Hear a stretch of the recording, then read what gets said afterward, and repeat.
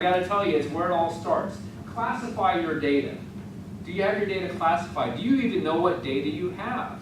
People look at me like you're looking at me right now. Really? Yeah, do you know? Is your information classified in internal and external terms? What I mean by that, by external terms, are you a regulated entity? Are you regulated by HIPAA? Are you regulated by the Fair Credit Reporting Act? Are you regulated by Gramm-Leach-Bliley? Or do you have information coming over from Europe and therefore you have European Union requirements? Do you know? Classify that data, give it a name, because if you don't give it a name, you can't find it, you can't secure it. And then classify it internally too, so your employees know what it is. Okay, I'm a simplistic guy, I'm from Texas. Any other Texans here? Not a shot at Texas, it's a great state of the union. Okay? I like simple, I like colors. So maybe you call it confidential internal public, or maybe you call it red, yellow, green, I don't care, but something has to be in place so your employees know, uh-oh, this data is special.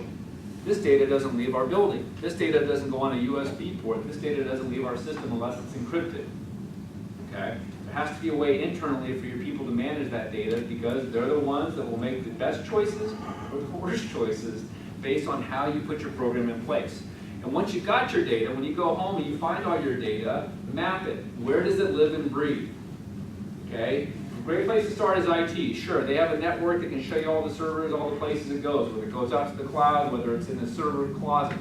But don't forget the physical attributes as well. Where do we keep our data in hard copy?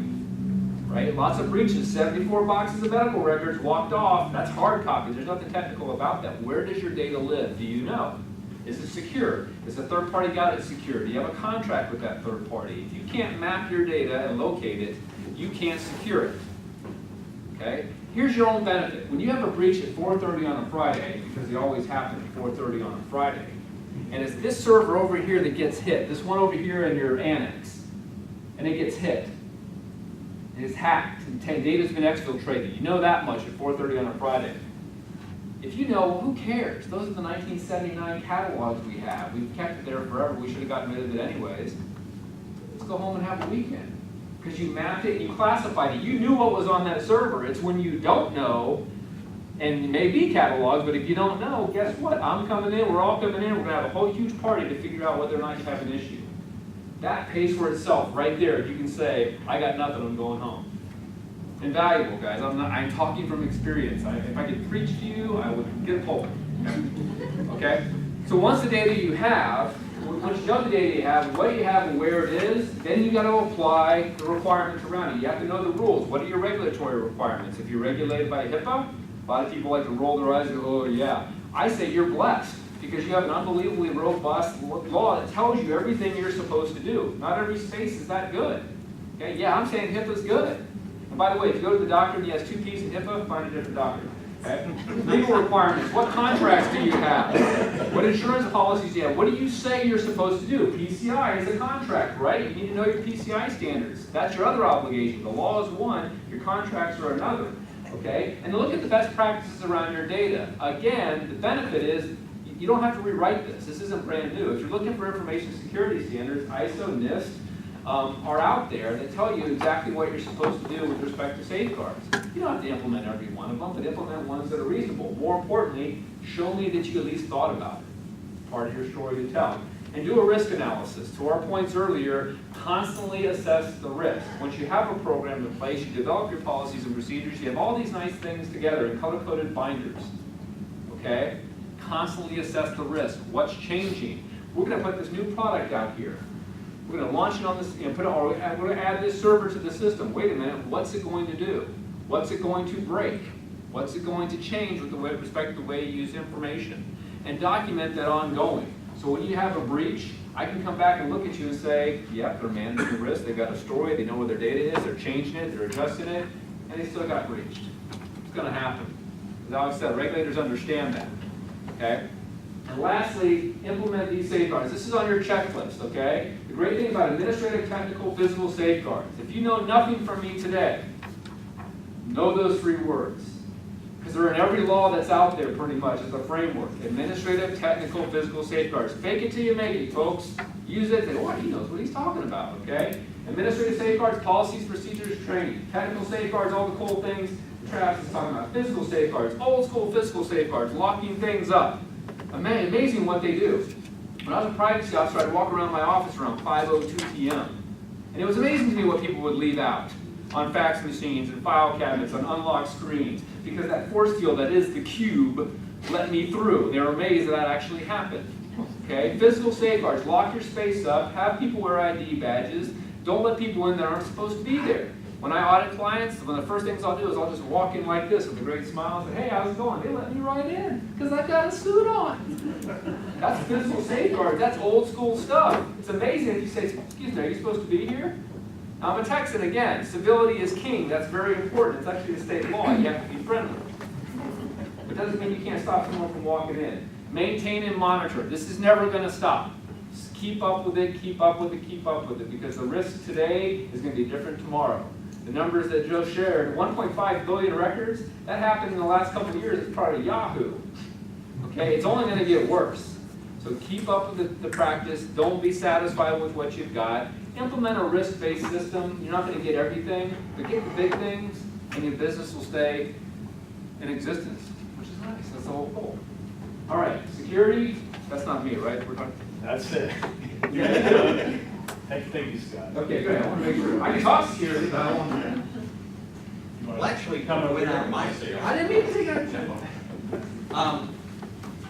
Cybersecurity, any type of IT-related things needs to start at the top. It has to start at the top. I'm amazed every time I visit a president or CEO in their organization, and they have all the physical security in the world. Okay? Yet when you ask them, believe it or not, how do you manage your passwords? Oh, we don't have passwords. What do you mean you don't have passwords? And a lot of those decisions come from the top. It says, nope, I don't like using passwords, therefore I'm not going to ask my employees to do it. Unfortunately, whether you like it or not, you have to start at the top, and that individual needs to be able to come forth to everybody and says, we have to protect what is ours. We have to make sure that we're watching everything that we do with our data. A lot of the things Scott was talking about need to be done. Have an assessment done for your organization. Bring somebody in from the outside who can run a tool and spit out a report, show you how many security updates you may be missing, how many old logged on users there are that no longer exist. I mean, tons of things where it often just comes out where it's like, well, we have some general housekeeping that we have to take care of here and fix some things. And most of these type of assessment tools should be able to score you based on best practices. The good tools are not going to try to interpret why it is the way it is. It's just going to report what it sees. Okay? That doesn't mean what it's seen is wrong or right. It's just going to tell you, hey, you had X amount of desktops that have not been updated in the last 5 years. This is probably at the heart of everything we're talking about safety. Policies and procedures. And folks, you don't need to have a War and Peace novel on each policy and procedure, but they need to be structured. They need to be built toward your business practices. They need to be built toward good, sound best practices for any IT organization. These are critical. I've talked about employee awareness and education. I think everything we should be doing with our IT. If we're going to be monitoring somebody, we need to tell them. It's like, this is our job. We just need to take care of this data. We don't want you thinking we're spying on you, because we're not. We're spying on our data. We want to make sure it's there. This is not a sales pitch for me to you, but this is a request that I would ask all of you. Look in your companies. Do you have strong IT support? No one person anymore, and it's been this way for years, can do IT well. There's no one guru of everything. There just isn't. So the more talent you have in your IT support, the better off you are. So that means having more than one person. It could mean having multiple types of people depending on what your needs are. But that ups your costs. Okay, some companies are like, yeah, we're going to do that. There are other ways you can do that. You can bring in outside sources that take a team approach to things. Those are good things to do. You have to judge as a company what makes sense with you guys. This is a very critical thing. Make sure you're strong in every area. Most of the times when we see organizations who come in and do an assessment, it's because they have one, maybe two people who claim that they know everything until the assessment's ran, and it's like, oh dang. you're in danger, girl. This is, I've got a big problem here. And they mean well. And many of these organizations, they will Mary spoke up at the water cooler years ago. She said she knew Windows, so she became our de facto IT person. But Mary was hired to do accounting. Now we're not doing accounting. And she's not doing a real good job at IT security or systems admin because she's not trained for it. So really encourage this. Then, and this is not a sales pitch for our host here. We have it. My company has it. If you don't have it, you should consider getting it. The devastation is what you're insuring. This is not about cyber insurance means we'll never get hit. It doesn't work that way. It's after the fact. It's everything that Scott's telling you about. These are critical items. The cost is not that great. But if you go and buy insurance for your buildings, you go buy insurance for your cars, you insure your diamond rings, you get probably the most expensive thing you've had in your company or your personal well-being is your data. So I would encourage you to go forth and look at purchasing cyber insurance for whomever. Of course, you got a great. It's almost like we rehearsed that. Well, thank you both for sharing your thoughts here moving forward. Real quick, and we'll get done here by 2:30. I always make the comparison with cyber liability insurance, where you can't view it like you would a property or a general liability policy, where truly the purpose of those policies is if you have a windstorm and it blows your roof off, or a fire that burns your building down, it's meant to be a reactive policy. It's meant to make you whole again. And the reason why I feel like clients and companies need to look at cyber insurance different is because really what you want to do is be proactive and have all these safeguards that we've sat here for the last 80 minutes to discuss. You want to have these safeguards in place because then that creates that story, it creates that level of defensibility. And so many of these cyber liability insurance policies provide that within the premium that you pay for them.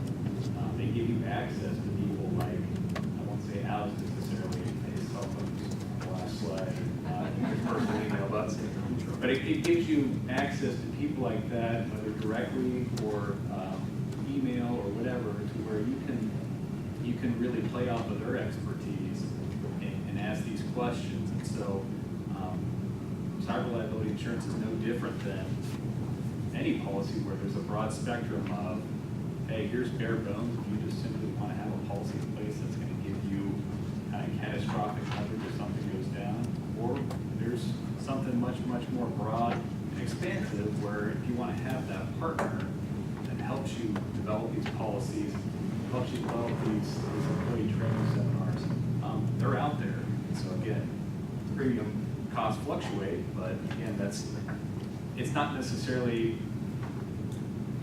it's worth the money in my opinion, and I'm sure every MMA person would agree to just have that level of partnership where you're developing a plan as opposed to just trying to ensure once the damage is done. This first slide really just talks about how whenever you're looking at an insurance policy, you want to know how the carrier that you're looking at is defining a breach. Again, the definition section of a policy, which I'm sure everybody's very familiar with, will tell you how that carrier defines an incident. So you want to know that. Again, I just harped on the reactive versus proactive policies. And again, some insurance carriers just give you basically a reimbursement bucket, whether that's $50,000, $100,000, $500,000, $1 million, so on and so forth. But again, it's kind of that property insurance mentality of, hey, whenever you have the breach, here's your bucket of money. Go out and hire the forensics team. Go out and find the legal team. Go out and find the PR service. Go out and find credit monitoring people. And again, you're just drawing from that money. Whereas, I'll give a plug to Beasley here, they do a great job of already pre-vetting all those services, for example. And so, again, you don't have to go out and necessarily vet them yourselves. They've already been pre-vetted, pre-negotiated, and it's a very seamless response to your breach or your incident. Also, before I leave this point, a lot of the insurance carriers have e-risk hubs. So once you become a policy holder, they'll give you a log on where you can go into. And I think actually Beasley has some handouts here that they show, and that talks a little bit about their e-risk hub. So you can read a little bit about that, but they're not the only carrier that does. There are other carriers that have e-risk hubs as well, what kind of create these templates that we've been talking about, these policies and procedures. And so again, as much as Scott and I will appreciate me saying this, you don't necessarily have to hire an attorney to develop it all. I don't care, just You can get work something on ready. Yeah, you can work off some of these templates here. So,